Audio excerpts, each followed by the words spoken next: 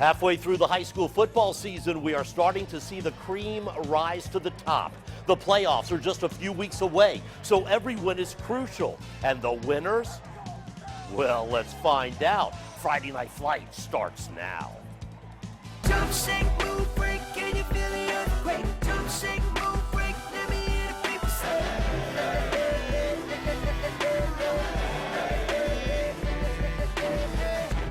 It's time for Friday Night Flights. Now, here's Sports Director Bruce Rader.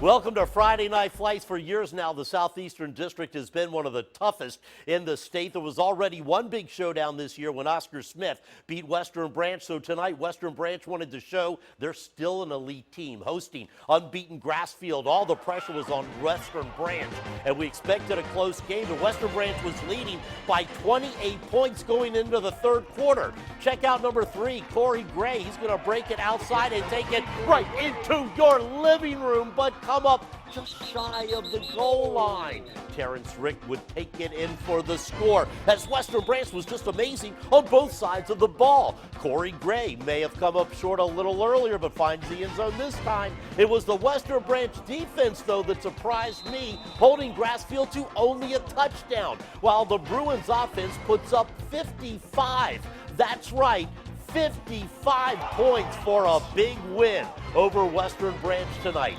Now, the game of the week on the Peninsula, undefeated Heritage taking on 4-1 Woodside at Todd Stadium. Heritage in white with a 21-10 lead at halftime. Woodside running back Jaquan Lassiter refuses to go down, but then look what happens. Oh, he's going to cough up the football, but one of his teammates recovers in the end zone for a touchdown. The 2-point conversion is good. That cuts the Heritage lead to only 3 in the third.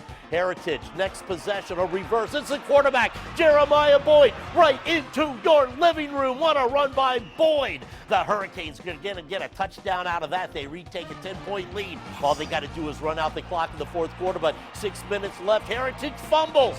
Oh, they fumble, but who will get it? Woodside Randy Allen, who would take it into the end zone. The extra point is no good. Woodside needs a touchdown to win with less than 2 minutes left.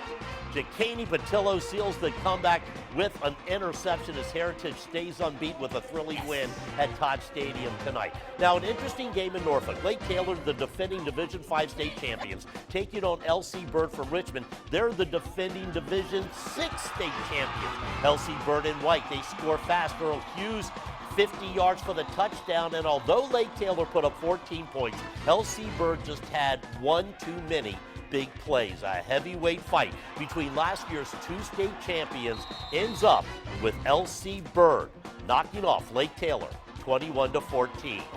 And joining us tonight on Friday Night Flights, our guest host Don Roberts, who started his day this morning at 4 a.m. 2:45. Oh, really? That's when he got up? 2:45. Wow.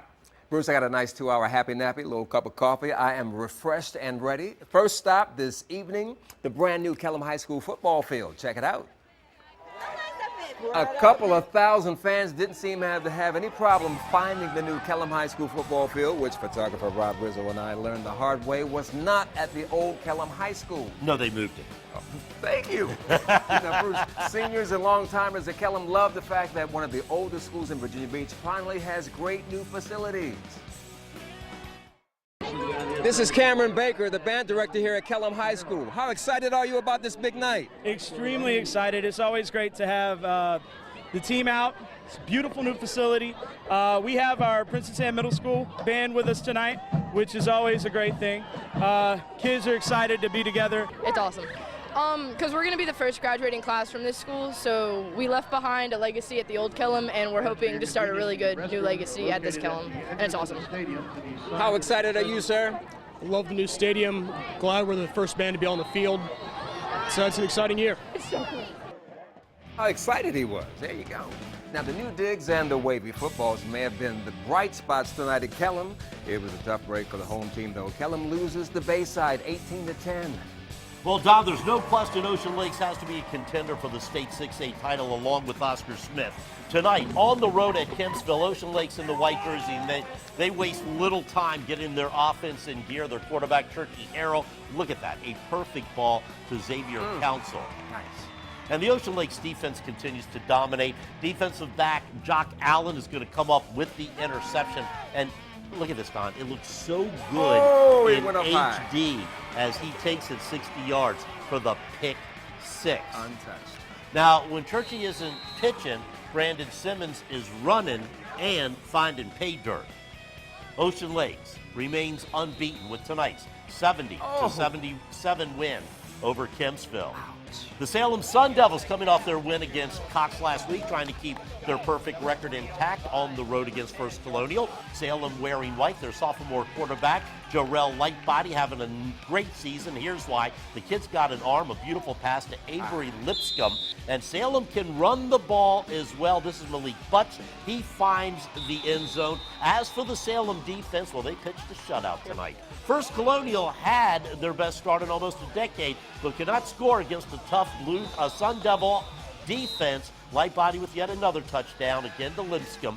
So Salem remains unbeaten down at the beach with a 39-0 win over FC, and they beat them for the 10th year in a row. Notice a lot of kids wearing pink tonight. That's right. Cox High School having a great season as well. The Falcons only lost by a point to Salem last week. Tonight hosting Tallwood. This was a fun game to watch. Cox up by 18 at halftime. Tallwood comes back. Reggie Rudolph to Will Howard over the middle. Howard takes it in for the score. That cuts the Cox lead to 10.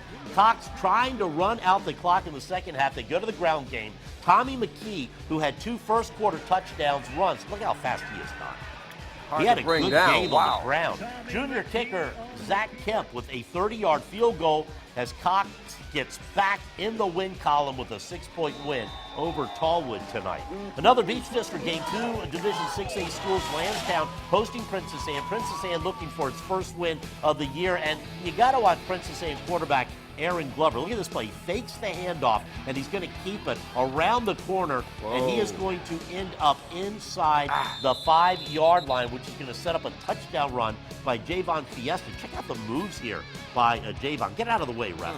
But Landstown can score as well. Their quarterback, Jermaine Trotman, is going to look, and he is going to find his favorite receiver, and that is Justin Ford. Landstown Kick and run. wins by 12.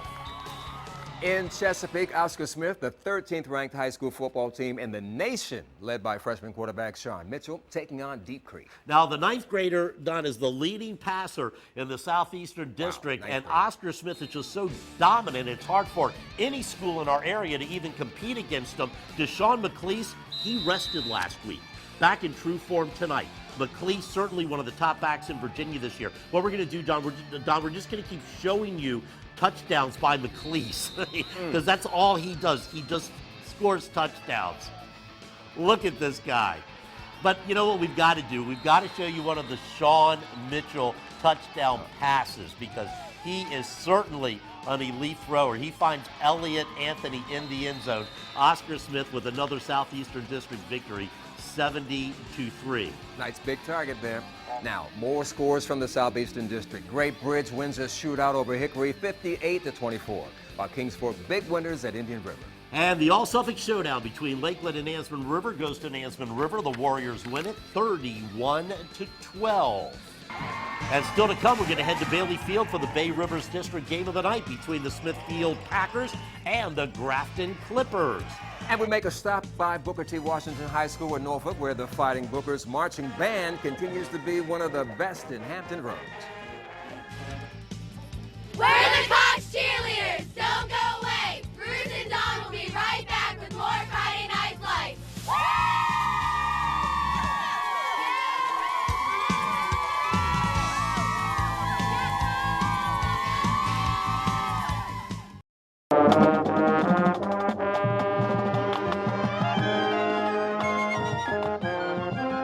The Marching Falcons of Cox High School, under the direction of Mike Lane, the Friday Night Flights Band of the Week. And they're looking pretty sharp. You can see their entire performance on wavy.com. Now, we also have all of the bands from the week through the entire season.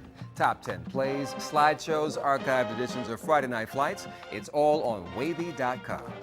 Well, Don, I'll tell you, Cox has one of the best bands in Hampton Roads, but you found another one tonight. Oh, yeah.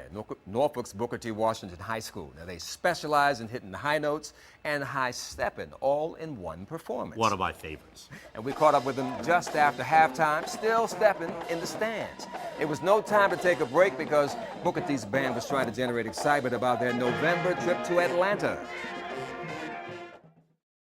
Dean McDowell was the band director of the historic Booker T. Washington Band. You guys are about to go on a big trip. Tell us all about it. We're going to Atlanta, Georgia to represent the city of Norfolk and Booker T. Washington High School for the 2013 National High Stepping Marching Band Competition. These guys ready for prime time? They are ready, and we're really excited. I've never been before, and I know like the band hasn't been in a really long time, and I know it'll be very fun, and we can actually win something. It's a good experience, you know, and when you get to travel with the band or whatever, it's like it bonds everybody closer together, and you know, it's just we're going to Atlanta. Now, Bruce, hindsight 2020, instead of giving away the high-value wavy footballs, maybe we should have asked for donations in exchange for them to contribute to the Booker T Band trip to Atlanta. Now, Booker T did lose the game to Maury, 27-12. You should have seen if we could chaperone that trip, Don. That'd be fun. Sure, chaperone a bunch of teams. We'd love to do that. 3-1 Norcom with running back Charles Wiggs back in the lineup taking on Norview. Norcom up 26-0 when Darren Downing runs it in for the score. Greyhounds up 33-0. Norview trying to end the shutout. E.J. Fajian to Dion Watford for the 70-yard touchdown. How about that? Think that'll make the plays of the week? Well, the Greyhounds would go on and get the win, 33-7. The Granby Comets improved to 500 with their win over the Wilson Presidents.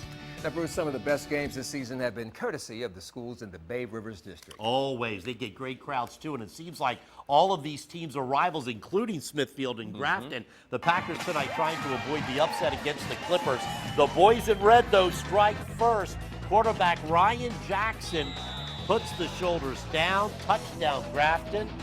The game was tied at 7, less than 2 minutes until halftime. Smithfield's quarterback Devon Williams stays alive. James Green makes the grab on the 3rd down play. And then in the red zone, Donald King takes the pitch, finds his way through all those red jerseys. It's a touchdown as Smithfield takes the lead at halftime and sneaks away with a 4-point victory on the road. Tough loss for Grafton.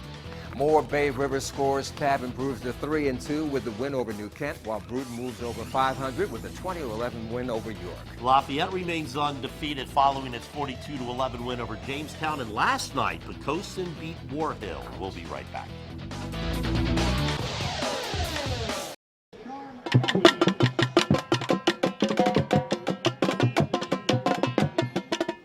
Once again, the Marching Falcons of Cox High School, the Friday Night Flights Band of the Week. More scores now. Another win for the Franklin Broncos. They beat Surrey County 39-8. Sussex Central wins big over Windsor. Bethel with a shutout over Kickingham tonight. Denby beats Gloucester 42-14. Nansman Suffolk Academy puts up 72 points in its win over Portsmouth Christian. Atlantic Shores wins over Norfolk Christian. Isle of Wight loses to Broadwater. Hampton Roads Academy shuts out Greenbrier, and a good one down in Carolina as Camden wins by a field goal over Manteo. Man, that show went fast. Another week of Friday Night Flights. Don Roberts, thanks for being with us. And you stayed awake. Mocha Choker, baby, Mocha Choker. I want to remind you to check out our Friday Night Flights webpage on wavy.com, where you can find scores, highlights, and our complete show from tonight and past weeks. Also, the Band of the Week, the top 10 plays of the week, and our weekly slideshows and big plays. Thanks for watching. Join us every Friday night for the longest running high school football show in the state, Friday Night Flights. Have a good weekend, everybody.